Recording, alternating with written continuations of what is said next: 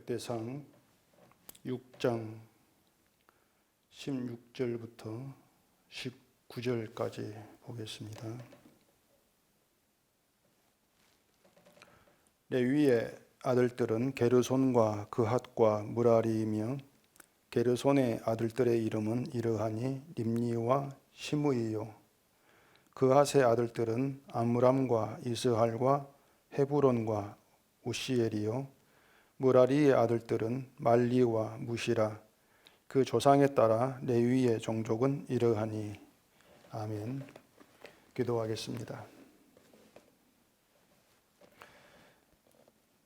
이 시간도 저희를 말씀 앞에 나오게 하신 것을 감사합니다. 우리의 둔한 생각으로 또 늘 내 의도대로 살아가는 우리의 본성으로는 도무지 알 수 없는 것이 하나님 말씀입니다.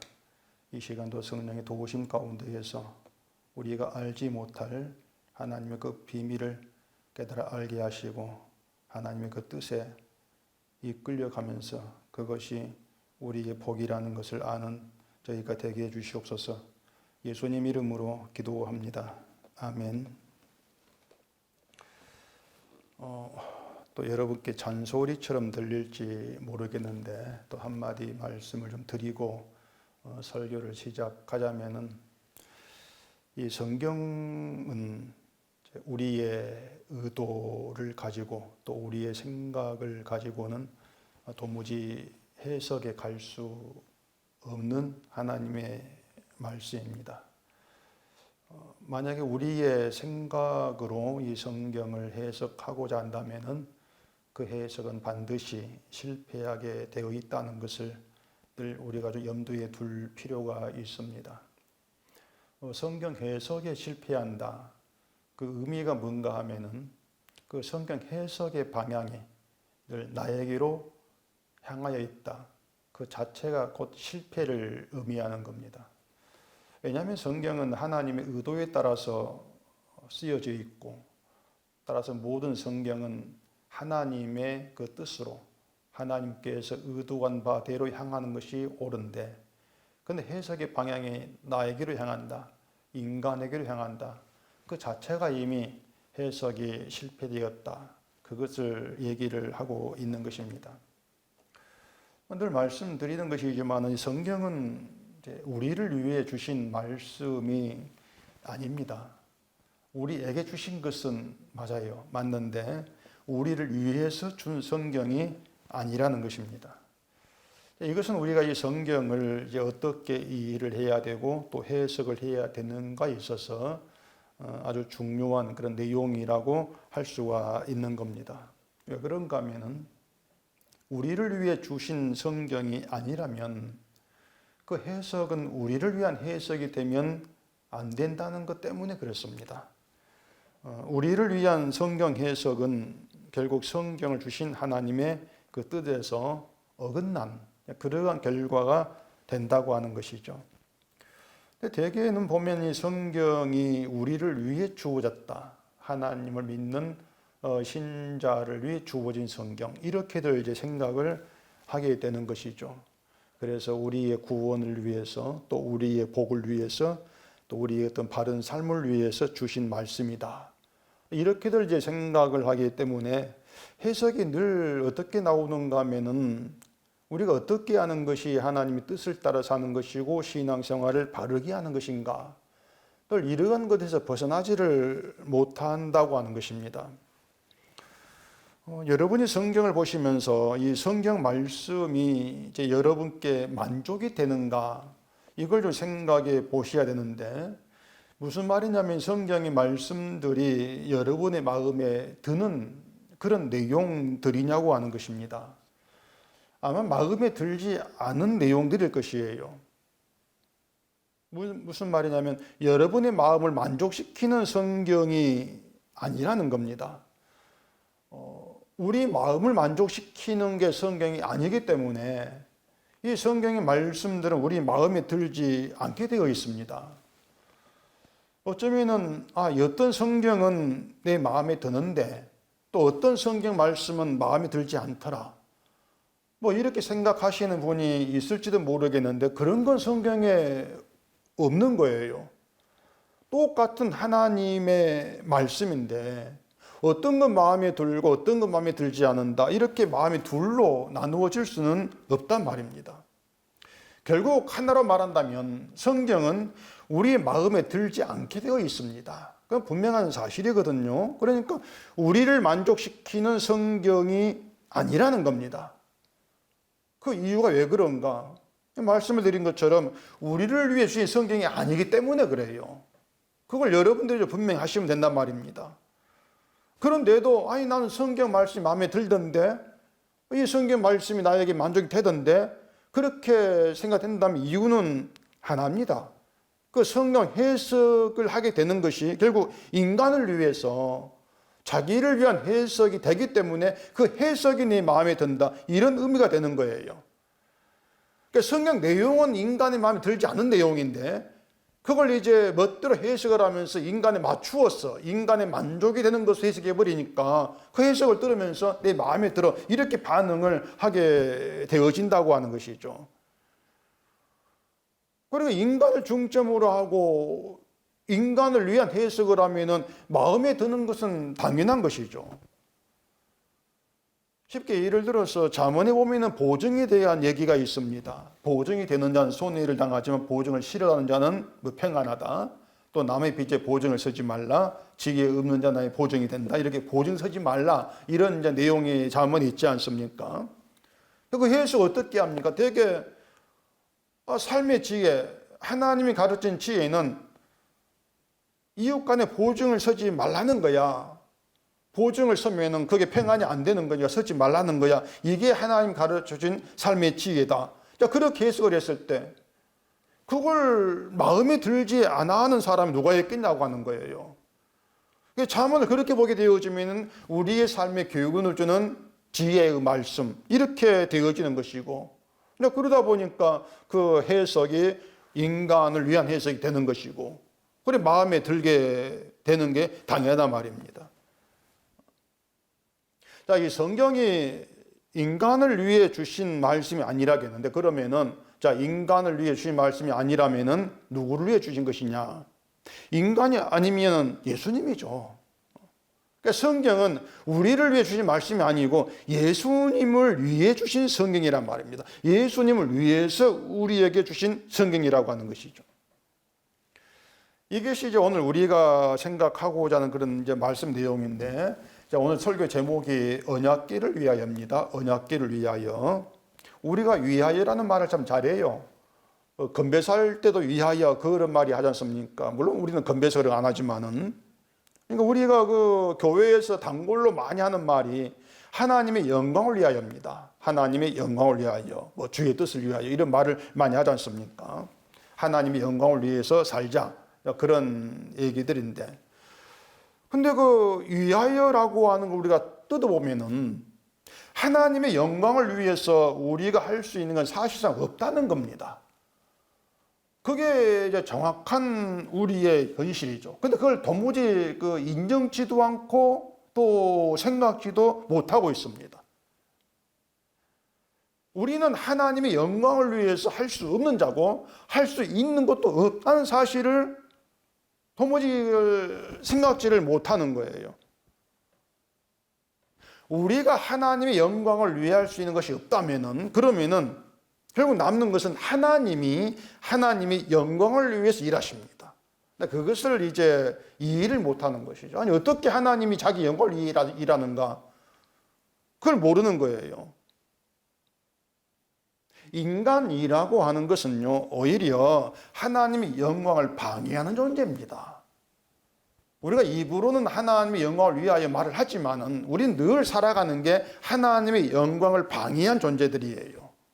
그래서 언약궤를 위하여, 이 말도 하나님이 언약궤를 위해 일하신다, 그러한 뜻으로 이제 받아들이면 되는 것입니다. 그럼 인간은 뭐다? 언약궤를 방해하는 존재다. 그렇게 되어지는 것이죠. 사탄의 도구로 활약하는 그런 인간으로부터 언약궤를 지키고 보호하시는 것이 언약궤를 위해 일하시는 하나님이시다, 그런 내용인 것이에요.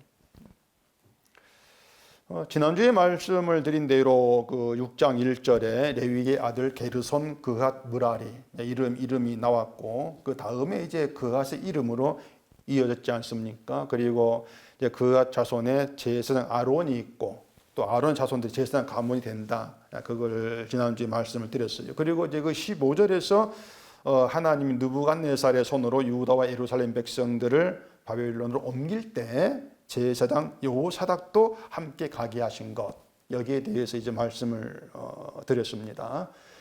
뭐 기억을 이제 하실지는 모르겠는데, 자, 하나님께서 그 유다 또 예루살렘 그 백성들을 바벨론으로 옮기실 때 제사장도 함께 가게 하신 것, 그렇게 일하심으로 인해서 뭘 나타내시는가 하면은, 자, 유다가 망했어요. 유다가 망하고 사로잡혀가는 그런 실패, 그런 재난을 겪는다 할지라도 그것이 하나님과 관계가 단절된 것을 의미하는 것이 아니라는 것을 그 제사장을 함께하게 하신 것으로 보여주신다고 그렇게 말씀을 드렸던 것입니다.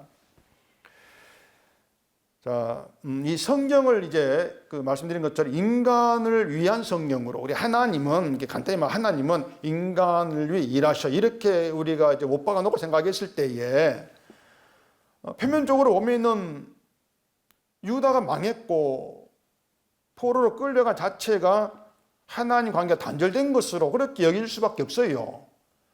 하나님의 사랑에서 관계에서 끊어졌기 때문에 이런 재난을 받는 것이야, 이런 말이 나올 수밖에 없단 말입니다. 근데 하나님과의 관계라고 하는 것은 하나님과 인간이 1대1로 그렇게 연결되는 것이 아니거든요. 그 중간에 다른 분이 있어요. 그걸 성경에서 중보자라 이렇게 말씀하고 있는데, 그 중보자 역할을 제사장 여호사닥을 함께하게 하신 것으로 보이셨단 말입니다. 그러니까 이 제사장을 함께 가게 하신 것이 유다가 비록 그런 고난에 처해 있지만은 그걸 너희가 나와 관계가 단절된 걸로 보지 말라는 거예요. 참, 그럼 그렇게 이제 제사장을 함께 가게 하신 것이 이스라엘을 위해서냐 이렇게 묻는다면은 아니라고 하는 것이에요.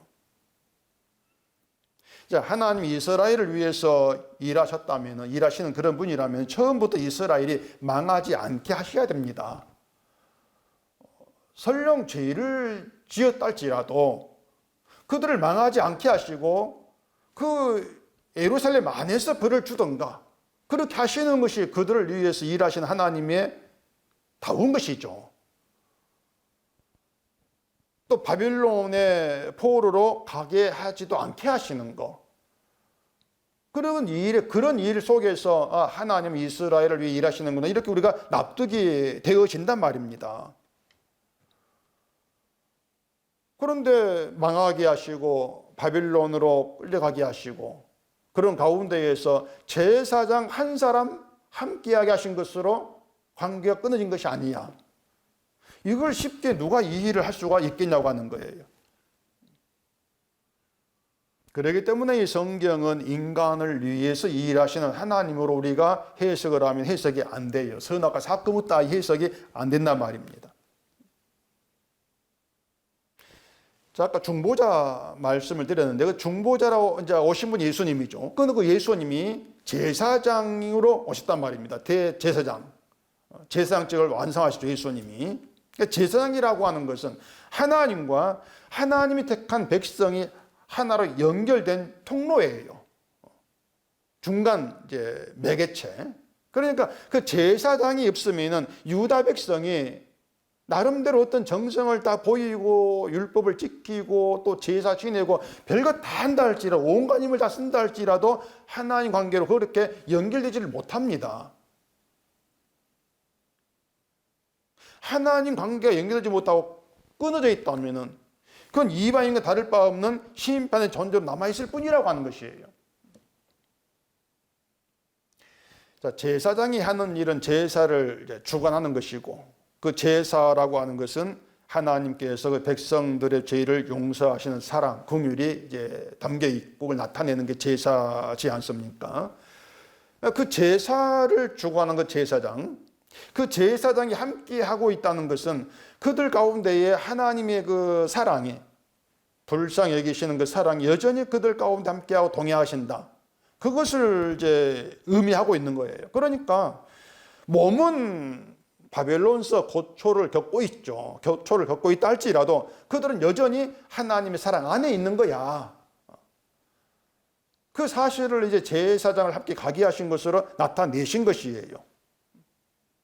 이런 그 하나님과의 관계, 그 제사장 안에서 하나님과 연결된 하나된 관계, 이런 관계가 대제사장으로 오신 예수님의 십자가로 증거된 것이죠. 확증되었단 말입니다. 이게 지난주에 이제 들었던 말씀의 내용인데, 오늘 본문을 보면은 또다시 내용이 레위의 자손으로 또 돌아갑니다. 오늘 본문 보면은 레위의 세 아들인 게르손의 아들, 그아스의 아들, 므라리의 아들 이렇게 이름이 언급되어 있죠. 게르손의 아들은 20절, 21절에 나오고 있고 또 므라리의 아들은 29절과 30절 역시 두 절로 간단하게 얘기를 하고 있습니다. 그런데 이 그아스의 아들들은 22절부터 28절까지 좀 길게 이어지고 있어요. 보면은 뭔가 좀 이 그아스의 아들을 중심으로 족보를 얘기하고 있다는 그런 느낌을 이제 주고 있단 말입니다. 22절 봐보십시다. 그앗에게서 난 자는 곧 그 아들은 암미나답이요, 그의 아들은 고라요, 그의 아들은 아실이요, 이렇게 얘기를 합니다. 근데 18절에 보시면은 그앗의 아들의 암미나답이란 이름이 없습니다. 근데 왜 이런 이름이 나오는지는 이제 38절을 보면은 짐작을 좀 할 수 있어요. 38절 보겠습니다. 고라는 이스라엘의 아들이요, 이스라엘은 그앗의 아들이요, 그앗은 레위의 아들이요, 레위는 이스라엘의 아들이라, 이렇게 얘기하죠. 자, 고라는 이스라엘의 아들이라 이렇게 그 얘기를 하는 걸 보면은 이 암미나답은 이스라엘의 또 다른 이름이 아닐까, 그런 가능성이 이제 있는 겁니다. 이건 그냥 그런가 보다 하고 이제 넘어가시면 되고, 진짜 중요한 건 이제 그 다음에 나옵니다. 27절 보겠습니다. 그의 아들은 엘리압이요, 그의 아들은 여로암이요, 그의 아들은 엘가나라. 사무엘의 아들들은 맏아들 요엘이요, 다음은 아비야라.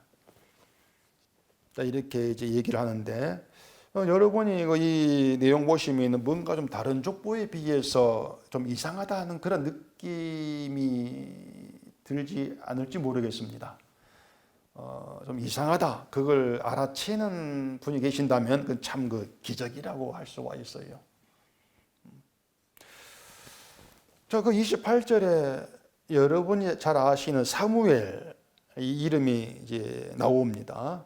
그리고 사무엘의 아버지는 엘가나입니다. 엘가나. 자, 그러면은 다른 족보대로 우리가 얘기를 한다면은 그의 아들은 엘가나요, 그의 아들은 사무엘이요, 이렇게 이어지는 것이 맞아요.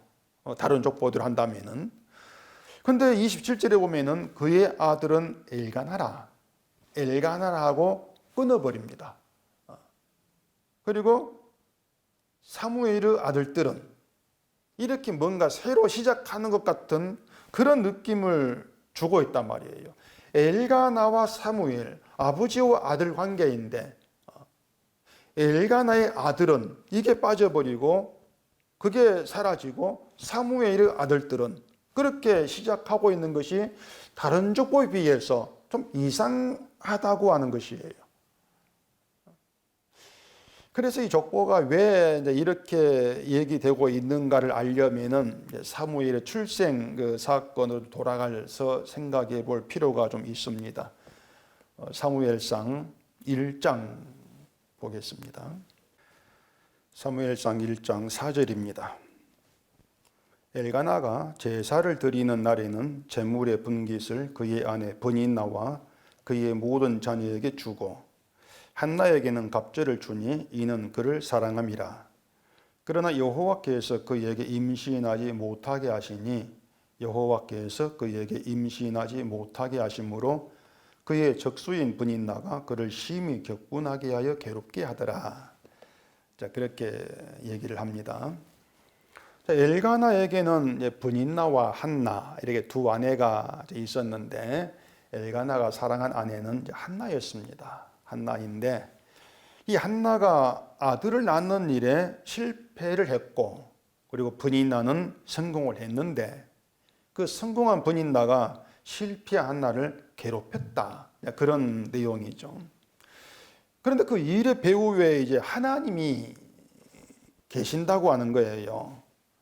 하나님께서 한나를 임신하지 못하게 하셨고 그리고 브닌나로 인해서 괴롭힘을 당하게 하신다고 하는 겁니다.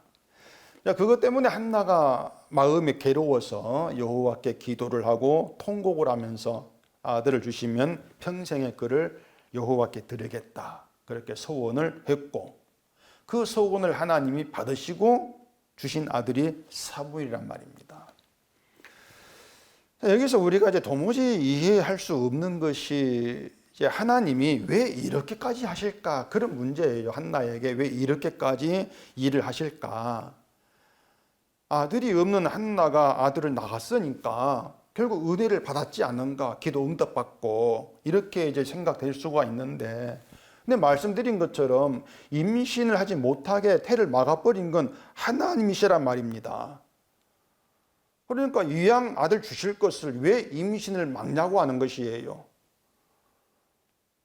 서원을 하게 하시고 기도하게 하시고 기도 응답 가르치려고 시키시려고 태를 막았다. 그리고 아들을 줬다. 뭐 그렇게도 해석할 수도 있겠지만은 그게 결국에는 이제 인간을 위한 그 해석이 되는데 그럴 바에야 처음부터 아들 주면 되지. 왜 임신을 못하게 하고 괴롭힘을 당하게 만드시냐고 하는 것입니다. 그 이유가 뭐냐고 하는 거예요. 자, 하나님이 임신을 못하게 하시고 괴롭힘을 당하게 하심으로 인해서 한나로 하여금 어떤 기도가 나오게 하냐면은 아들 주시면 평생에 그를 여호와께 드리겠다 이 소원이 하게 합니다. 그 소원을 끌어내는 것이죠. 자, 그러면은 그 소원을 받고 아들 주셨다면은 아들을 낳아도 그 아들은 엘가나의 한나의 아들이 아닌 셈이 돼요. 여호와께 드리겠습니다. 소원을 냈고 그리고 아들 주셨으니까 그 소원대로 이 사무엘은 낳기 전부터 이미 하나님께 드림받은 하나님의 것이 된다 그 말입니다. 엘가나와 한나의 것이 아니라고 하는 거예요. 그래서 엘가나의 아들이 아니다 이런 의미에서 엘가나라 끊어버리고 사무엘로 시작한다 이렇게 볼 수가 있는 그런 내용이에요. 근데 또 이제 여기서 이상한 게 또 있습니다. 제가 이제 자꾸 이상하다 이렇게 말씀을 드리는 것은 우리 예상에 맞지 않게 일하시는 그 뜻이거든요. 이상하다고 하는 것이. 하나님은 그러하다는 것이에요. 우리의 생각, 우리 의도라면은 하나님은 이렇게 일하시는 것이 맞겠지. 그렇게 일하실 거야. 우리 그렇게 이제 의도하고 성경 펼치는데 그렇게 흘러가지 않거든요. 자꾸 뒤집어지거든요. 엉뚱한 방향으로 자꾸 간단 말입니다. 그렇게 우리 예상에 안 맞아. 그런 의미에서 이상해. 참 이상하다. 그렇게 말씀을 드리는 것이에요. 그게 성경이에요. 우리가 충분히 예상할 수 있는 걸 벗어나서 일하시는 분이 하나님이란 말입니다.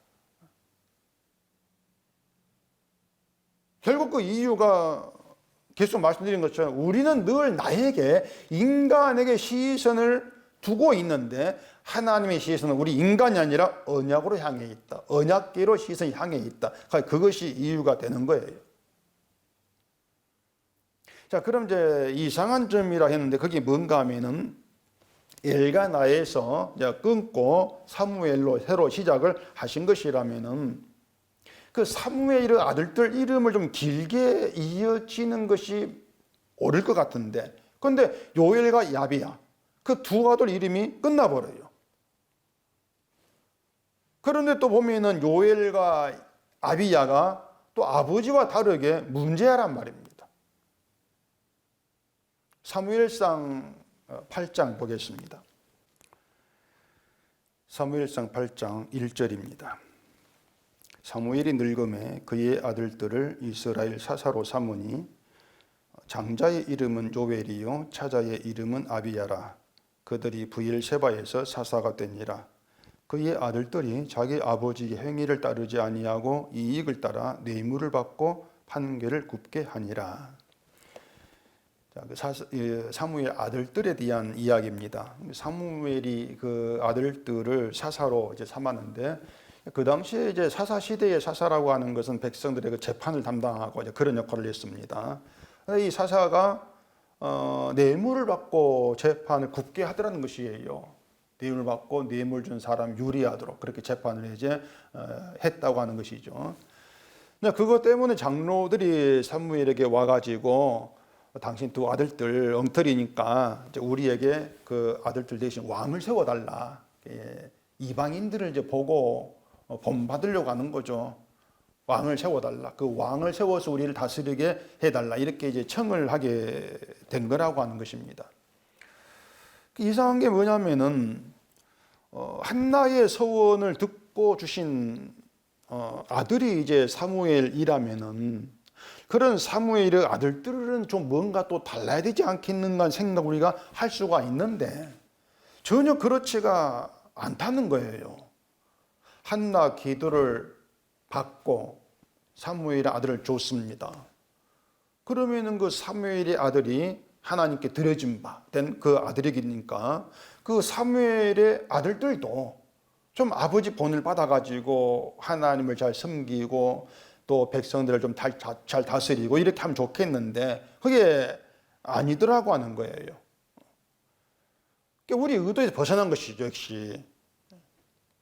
이게 뭐냐면 결국 그거예요.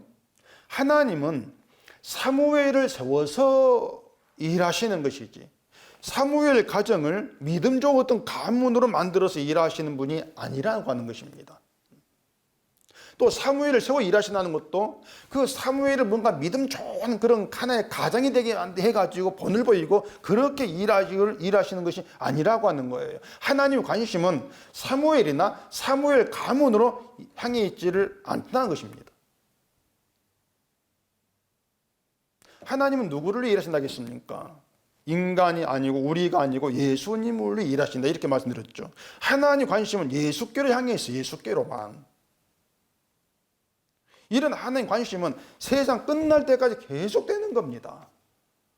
관심이 중간에 바뀌고 그렇지가 않다고 하는 것이에요. 자, 그런데 그러면 예수님이 세상에 아직 계신다면 모르겠는데 지금은 하늘에 하나님 함께 계시지 않습니까? 예수님이 하늘로 가셨어요. 그런데 하나님 관심이 예수께로 향해 있다면 그럼 이 세상에 신자를 있게 하시고 예수를 믿게 하시는 것은 뭐냐? 또 이런 생각을 해볼 수가 있는 겁니다. 만약에 그렇게 이제 생각하신다면은 이제 그걸 두고 하나만 알고 둘은 모른다. 뭐 이렇게 이제 얘기할 수가 있는데, 자, 예수님이 하늘로 가셨지만 세상에 남겨진 게 있습니다. 주로 인해서. 그게 뭐겠습니까? 십자가거든요. 십자가 복음. 이게 남겨졌어요. 그 예수님의 피가 있는 십자가가 여전히 세상을 향해서 하나님의 구원을, 그 하나님의 사랑을 증거하고 있다는 것입니다. 그 십자가는 예수님이 행하신 일을 증거를 해요. 예수의 피가 공로가 되어서 이루어진 구원을 증거하는 게 십자가. 그 십자가 복음이기 때문에 누구든 자기의 공로를 높이고자 하는 자는 주의 공로를 가리는 하나님의 원수로 여겨진다. 그게 십자가란 말입니다. 그렇게 하는 관심이 십자가로 향해 있고 그게 예수님에게 관심을 두는 하나님 되심. 그런 얘기가 된단 말이에요. 그러니까 이것이 하나님의 관심의 전부라고 하는 것을 모르게 되어지면 늘 인간이 행하는 것은 내 관심을 가지고 나오는 것밖에 없어요. 하나님은 내가 신앙생활을 잘하는가 못하는가 이걸 지키고 그런 내 관심을 둘 거야. 이런 착각 속에서 자기 관심을 가지고 하나님을 찾으면서 제가 이렇게 정결하게 신앙생활 잘하고 있으니까 내 걸 이루어주세요. 그렇게 나오죠. 근데 그게 죄라는 걸 몰라요. 그게 내 관심을 가지고 하나님 관심을 밀어내는 것이고, 하나님 관심을 십자가를 가리는 것이고, 그 자체를 모른단 말입니다. 그렇기 때문에 한나가 서원하고 아들 낳은 이야기도 결국 내 아들에 대한 개인적 관심사로 끌어당기는 것이죠. 그렇게 이제 배우게 되는 것이에요. 한나가 아들을 낳기 위해서 하나님께 서원 기도한 것처럼, 아들을 낳으려면, 지금 그렇게 안 하지만 아들을 낳으려면 서원 기도하고 이렇게 나가진단 말입니다. 흔히 기독교인들이 그 자녀를 위한 기도라는 걸 이제 하게 되는데, 그 자녀를 위한 기도 뻔하지 않습니까? 하나님께 충성하고 겸손하고 온유하고 이렇게 온갖 좋은 말을 이제 등장을 시키죠. 근데 그것도 하나로 모아보면은요, 결론이 뭐냐면은 성공한 그런 아들 되게 해달라, 그거예요. 딴 거 없습니다. 성공한 아들. 그게 부모에게 만족이 됐죠. 그러니까 하나님께 만족이 되는 그런 아들 생각 안 해요. 나에게 만족이 되는 그런 아들, 그렇게 좀 이뤄 달라고 하는 것이죠. 그게 자녀를 향한 부모의 관심인 것이고, 그 관심이 그대로 욕망이죠. 그게 그대로 기도를 통해서 드러내는 거예요. 그 욕심. 그 말은 하나님이 주신 아들, 하나님이 주신 선물, 자녀, 이렇게 말은 하는데, 근데 하나님 주셨다, 그 말의 의미를 모르죠. 그리고 또 자녀들이 문제가 있으면 하나님께 맡기겠습니다, 도와주세요, 이렇게 나오는데, 하나님께 맡긴다고 해놓고도 여전히 고민하고 걱정을 또 하고 있지 않습니까? 그리고 보면은 여러분, 하나님께 맡긴다고 하는 것이 사실 굉장히 좀 무서운 그런 내용입니다. 무서운 내용이에요. 근데 사람들은 하나님께 맡긴다고 하는 것을, 맡기면 하나님이 내가 기대한 대로 자식을 잘되게 책임지고 이렇게 해줄 거야, 그런 생각 가운데서 그냥 맡긴다 말이 나오고 있는 것이죠. 그런데 하나님께 맡긴다고 하는 것은요, 하나님의 일을 위해서라면은 내 자식 실패하게 해도 받아들이겠습니다, 이런 뜻이란 말이에요. 맡긴다고 하는 것이 살리시기만 하는 것이 아니라 죽이기도 하시고, 부하기만 하는 것이 아니라 가난하기도 하신 그 하나님께 맡기는 거죠. 그 하나님께. 근데 사람들은 살리시고, 낫게 하시고, 부하게 하시고, 높이시고, 그런 하나님을 생각하기 때문에 그 하나님께 맡기면은 내 자녀를 높여주시고, 살리시고, 부하게 하시고, 성공하게 하시고, 자꾸 그렇게 몰아간다는 얘기예요.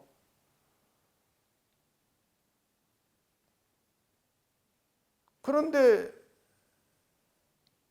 하나님의 관심을 두신 그 일을 위해서라면은, 하나님의 일을 위해서라면은 실패하기도 하시고, 낮추기도 하시고, 가난하기도 하시는 그 하나님을 모르죠.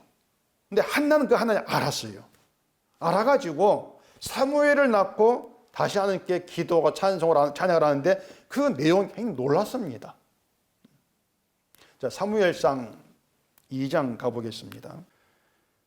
사무엘상 2장 1절입니다.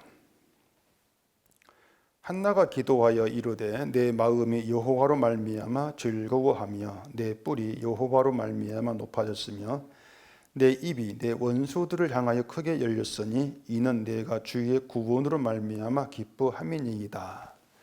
이렇게 한나의 찬송이 이제 시작이 되고 있습니다. 거기 보면은 내 입이 내 원수들을 향하여 크게 열렸으니 이렇게 얘기하고 있는데, 한나에게 원수라고 할 것 같은 버니나죠. 버니나가 이제 아들 낳은 성공을 해서 한나를 괴롭히는 그 가운데에서 원수라 이렇게 볼 수가 있는데, 원수들을 이렇게 얘기를 한단 말입니다. 한 버니나만이 아니란 얘기죠. 그게 뭔가 하면은, 자, 버니나가 아들을 낳은 성공, 그걸 자기의 성공으로 이제 생각하겠죠. 그러면서 하나님이 한나를 아들 낳는 일이 실패하게 했는데 그 한나를 괴롭힌다는 얘기예요. 그게 이제 하나님께는 원수의 사고방식이 된다고 하는 것이죠. 나의 성공을 가지고 하나님이 실패하게 한 자를 괴롭히는 거, 조롱하고 업신여기는 거.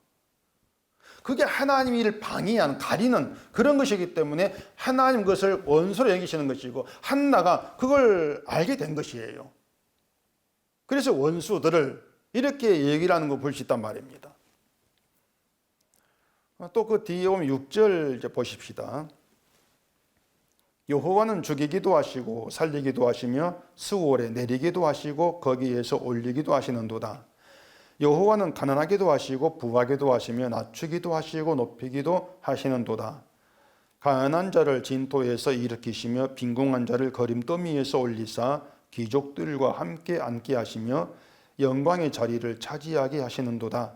땅의 기둥들은 여호와의 것이라 여호와께서 세계를 그것들 위에 세우셨도다. 자, 이렇게 이제 찬양을 하고 있는데 보면은 신기합니다. 참 신기한데 왜 그런가 하면은 아니 무슨 여자가 아들 하나 낳고 이런 그 기도, 이런 찬양을 하고 있습니까? 아들 하나 낳고 말이죠. 아들을 못 낳았다가 하나님 낳게 했으면은 하나님 제 기도를 응답해 주시고 아들 주셔서 감사합니다. 하나님께 충성하는 아들로 잘 키우겠습니다. 이렇게 하고 감사 응금하면은 되지 않겠습니까? 그게 우리가 하고 있는 그게 감사와 기도란 말이에요. 우리의 이제 반응이란 말입니다. 원한 일이 주어지면 아유 감사합니다. 헌금하고 그래 끝나지 않습니까? 근데 한나는 그 사무엘을 주시는 그 하나님 일을 통해서 하나님이 어떤 분인가 알게 되는 거예요. 이게 뭐냐면 하나님은 살려주기만 하는 것이 아니라 죽이기도 하신다. 그 죽음을 하나 경험했지 않습니까? 여자에게 태를 다쳐서 아들을 못 낳는다. 죽음과 같은 거예요. 저주가 같다 그 말입니다. 그 고대 사회에서는.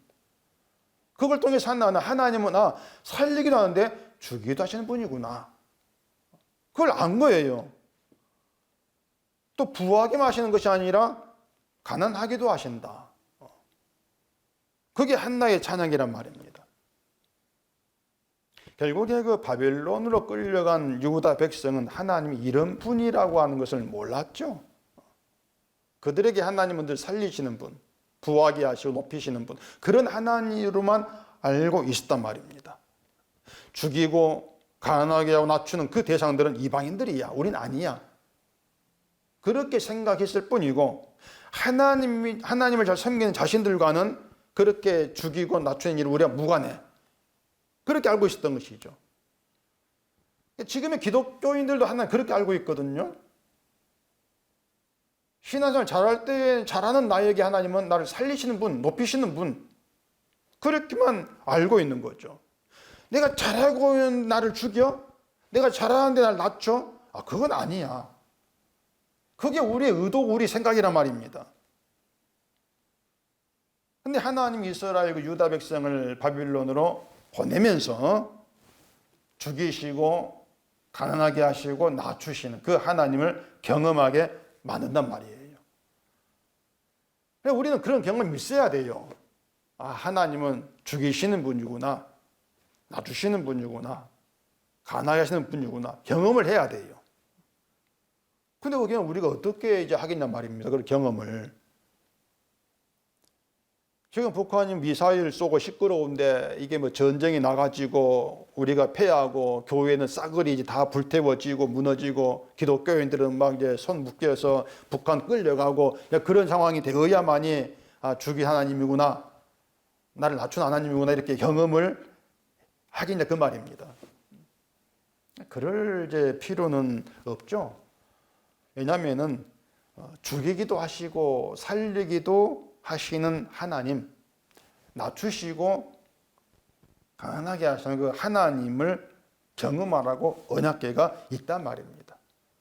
그 언약궤가 뭐냐면 죽이는 하나님, 낮추는 하나님, 그 하나님의 언약궤를 통해 증거되고 있다고 하는 것이에요.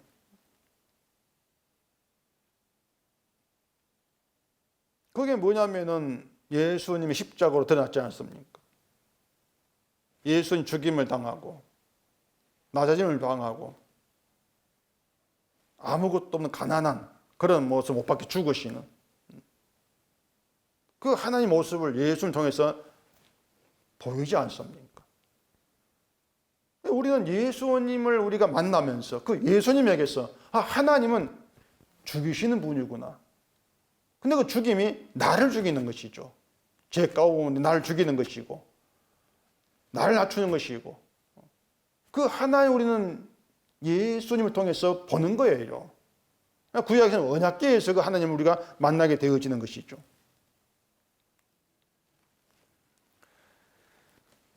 자, 역대상 6장 그 31절에 이제 보십시다.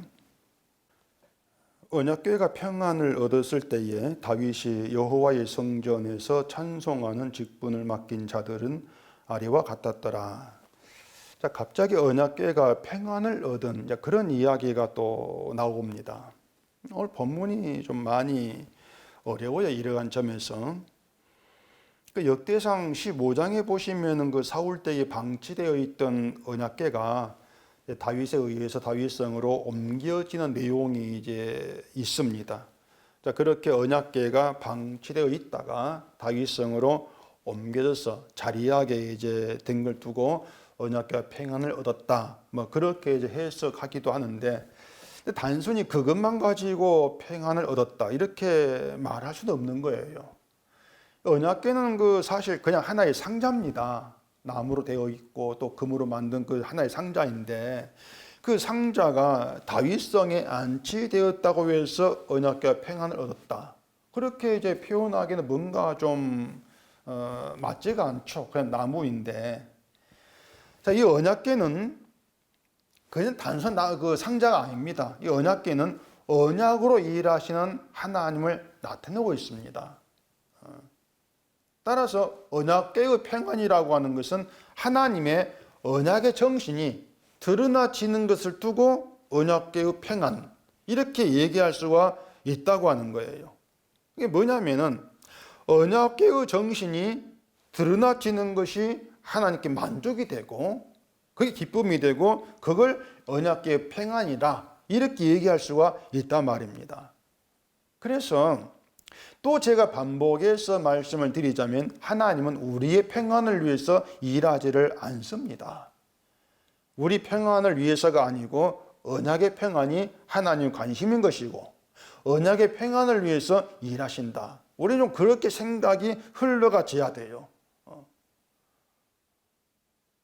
이게 성경이기 때문에 그래서 성경 우리에게 만족이 되는 경우는 없다는 겁니다.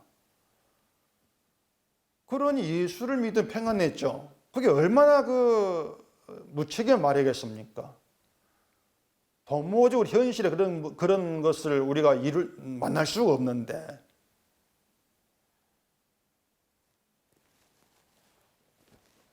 이처럼 이 성경은 우리 만족을 위해서 있지를 아니한데 그럼에도 이 하나님 말씀이 우리에게 만족으로 다가오고 만족이 되어지는 경우가 있습니다.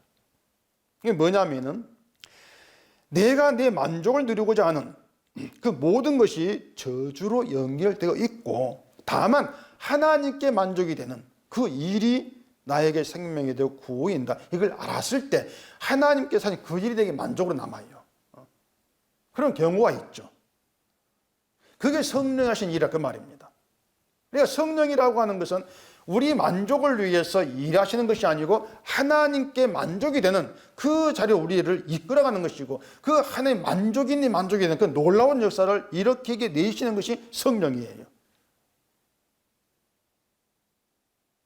하나님 만족이 되는 일에 우리를 참여하게 해서 하나님의 만족, 하나님 기쁨이 나의 기쁨이 되는 그런 길로 우리를 이끌어간다고 하는 것이에요. 그렇게 이끌어가는 게 성도란 말입니다. 근데 그렇게 이끌어가는 가운데에 죽이기도 하시고 낮추기도 하시고 그런 일들이 우리에게 벌어진다고 하는 것이죠. 그래서 성경 보면은 늘 분명히 드러나는 것은 하나님도 성령도 나에게 만족이 되는 일을 위해서, 우리를 위해서 일하시지도 역사하지도 아니한다. 저는 그렇게 말씀을 드릴 것밖에 없어요. 한나가 하나님께 찬양을 이제 하는 것은 한나에게 있던 한나의 자기 믿음으로 그런 찬양을 하게 된 것은 아니거든요. 한나에게서 그런 찬양, 그런 기도가 나와지게 되어진 것은 한나 인생에 하나님이 개입을 하신 결과예요. 하나님 개입의 결과란 말입니다. 그런데 하나님 개입하신 일이 임신 못하게 하신 것이고, 분인나에게 괴로움을 당하게 하신 것이고, 그걸 통해 서원을 하게 하시고 아들 씨는 그런 일로 이어가지 않습니까? 하나님의 개입이. 그리고 그 결과로 인해서 찬양이 나와지게 되는 거예요. 하나님이 어떤 분인가 알게 되어지면서. 그래서 한나의 찬양은 우리가 하나님을 찬양을 하는 것과는 근본적으로 본질적으로 다른 것입니다. 우리는 나에게 잘된 일, 좋은 일이 있을 때 하나님이 은혜를 베푸셨다 이렇게 말하면서 뭐 찬송하고 감사하고 우리는 그렇게 하는 게 전부인데, 한나는 자기 인생에 하나님 개입하신 거, 근데 그 개입이 성공만이 아니고 실패, 죽이는 그 모든 것까지 개입으로 한나는 받아들이면서 찬양이 나와지게 되는 거예요. 죽이기도 하시고 그런 말이 나와진단 말입니다. 한나를 위해서 일하시는 것이 아니고, 한나의 만족이 아니고 하나님의 만족을 위해 일하시는, 그 만족을 위해서 나를 죽이기도 하시고 가난케도 하시는 낮추시는 하나님, 그 하나님 찬양한다는 거, 그게 한나의 찬양이에요. 그 찬양이 언약궤에 담겨 있다고 하는 거예요. 자, 다시 쉽게 말씀을 정리해 드리겠습니다. 우리가 하나님을 찾는 이유는 내 현실 문제 때문이다. 이거 빼도 박도 못해요. 우리 인간 본성이니까 내 현실 문제를 앞세우고 하나님을 찾는다.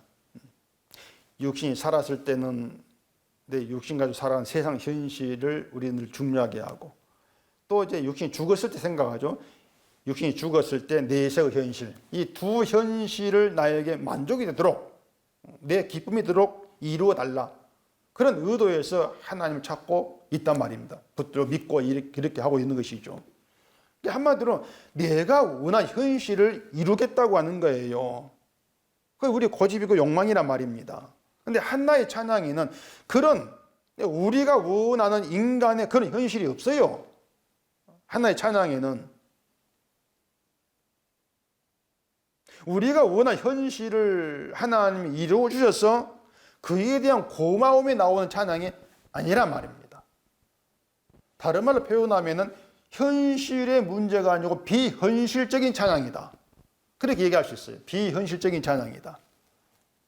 가난케도 하시는 거, 죽이시기도 하시는 거, 이게 우리가 바라는 현실이 아니라고 하는 그 점에서 비현실적인 찬양, 그렇게 얘기가 되어지는 것이죠. 그리고 한나의 그런 비현실적인 찬양은 하나님 개입해서 한나의 인생 현실을 흔들어 버리는 그런 결과로 나와진다고 하는 거예요. 그걸 다 이제 담고 포함해서 그걸 나타내고 있는 게 사무엘입니다. 사무엘 이름, 그게 그런 모든 일들이 담겨 있는 거예요. 엘가나가 있고 한나가 있습니다. 사무엘의 부모.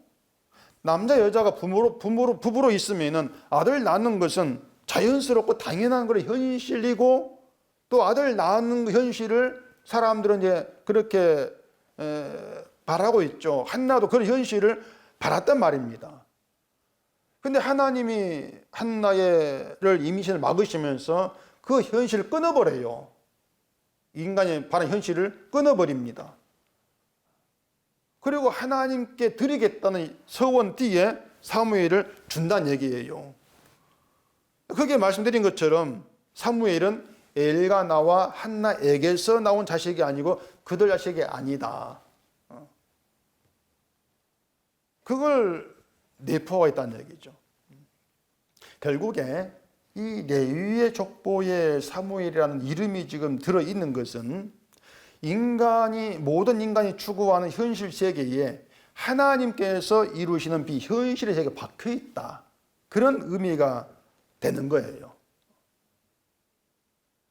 우리가 지금 이 세상을 살아갈 때 그냥 살아가는 것이 아니고 하나님께서 불러내신 성도로 예수 안에서 살아간다면은 세상이라는 현실 속에 우리는 예수 안이라고 하는 비현실 세계 속에 있는 자로 우리는 지금 남아있는 것이란 말입니다. 그게 하나님께서 이루시는 하나님의 일이 된다고 하는 것이에요. 그러니까 언약궤라고 하는 것은 하나님께서 이루시는 현실을 담고 있어요. 하나님의 공율과 사랑이.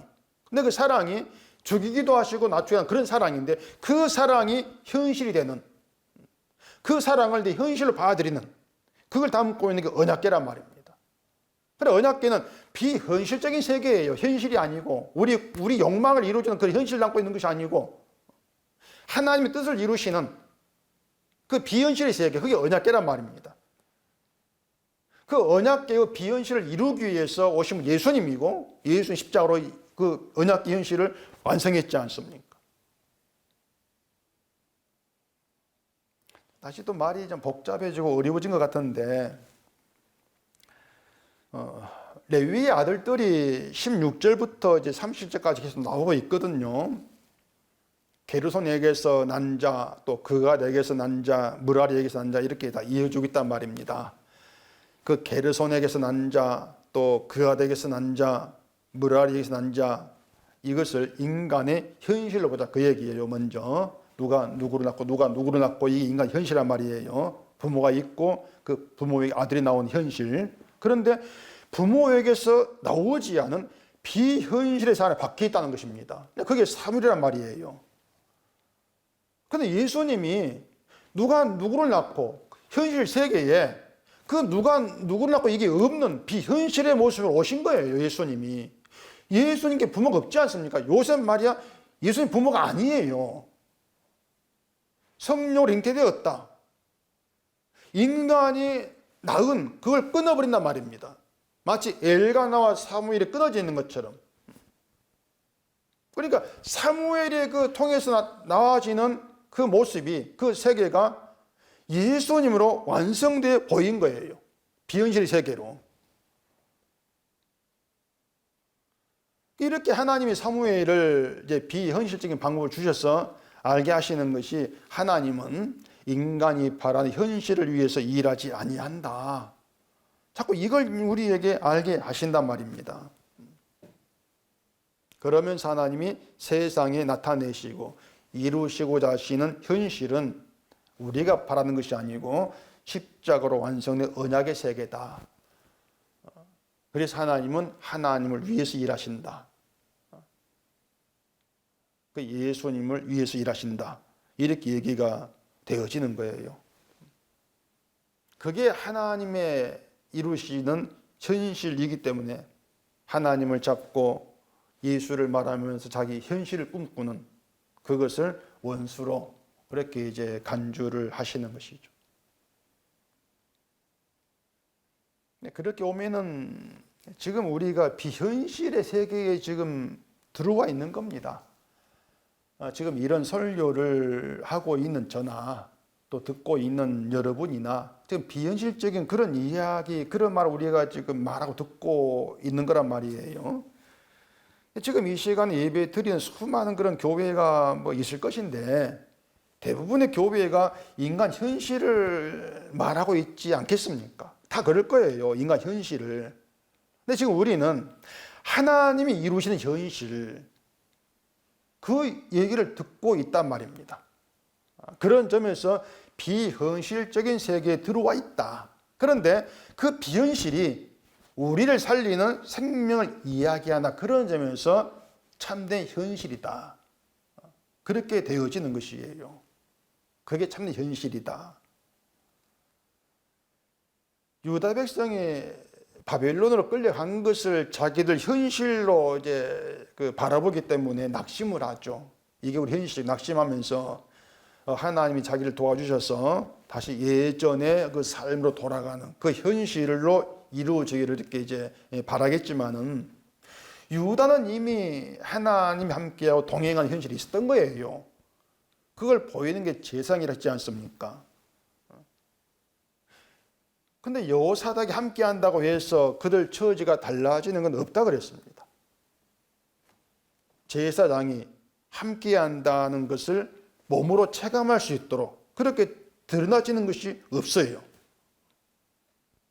포로는 포로니까. 그러면은 자기 현실만 생각하는, 그 바빌론 고통당하는 그 현실만 생각하는 그런 자들에게는 제사장의 존귀함, 제사장이 동행한 존귀함을 모를 수밖에 없습니다. 그런 점에서 우리도 다르지가 않습니다. 예수님이 대제사장 오셨고 대제사장으로 우리에게 함께 하신다고 했습니다. 우리는 그래 그냥 그런가 보구나 그렇게 받아들일 뿐이지 그걸 우리가 사실 체감을 못해요. 왜냐하면 처지가 안 달라지니까. 예수와 동행한다 얘기가 달라진 게 있습니까? 없지 않습니까? 그러니 늘 예수님 동행하시는 그건 제껴버리고 내가 원하는 현실을 위해서 예수를 찾더란 말입니다. 그게 홀로 살아가는 것이라는 얘기예요. 그것이. 그런데 하나님께 만족이 되는 다른 현실이 있고 그게 언약궤고 그게 신약에서 십자가라 하는 거예요. 그게 현실이다.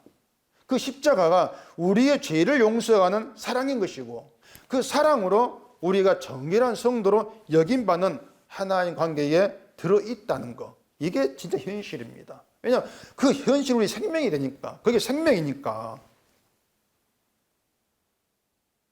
그렇게 주님이 함께하고 있는 그 현실의 존귀함, 그것은 죄로 인해서 하나님에게서 끊어진 게 내 진짜 현실이구나. 이걸 알게 되었을 때 깨닫게 되어져요. 죄로 인해서 난 하나님과 끊어졌어. 난 저주와 심판이 진짜 내 현실이구나. 이걸 알게 되었을 때에 예수님이 제사장과 동행하신다는 것이 얼마나 존귀한 것인가. 그 동행한 가운데 나를 있게 하신 것이 하나님의 얼마나 크신 사랑인가. 이걸 알게 되어지는 것이죠.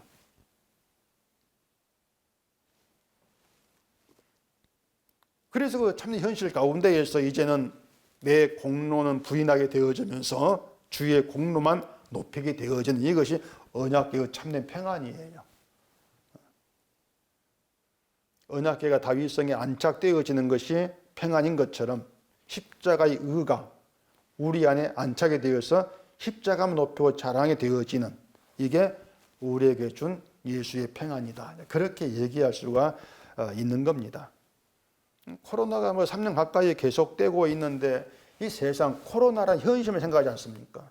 근데 하나님 우리에게 이루신 현실은 코로나든 뭐든지 간에 진리가 된 예수 안에 있게 하시는 그 현실을 이루신다는 거예요. 그러니까 예수 안에 있는 나, 그것이면은 내가 힘쓰는 것이 없고 내가 어떻게 되고 그런 게 상관없이 천국에 있는 거란 말입니다. 예수의 의로. 그게 거룩한 성도에게 이루어진 현실이에요. 그 현실이 우리의 소망이 되게 하시는 것. 그게 성령의 역사하고 일하심이죠. 내 현실 말고 하나님이 이루신 현실이 내 소망이 되게 하시는 것. 그게 하나님의 기쁨이 되는 거예요. 그렇게 하나님께서 일하시는 현실에 생각하면은 모든 걸 다 잃어버리고 바빌론으로 잡혀가게 하신 하나님의 일은 정말 피하고 싶은 무서운 일이지만 실상은 은혜의 일이다. 그렇게 알아보게 되어지는 것이죠. 모든 것을 잃어버리게 하신 고통을 하나님의 끊어지지 않는 사랑으로 채우신다.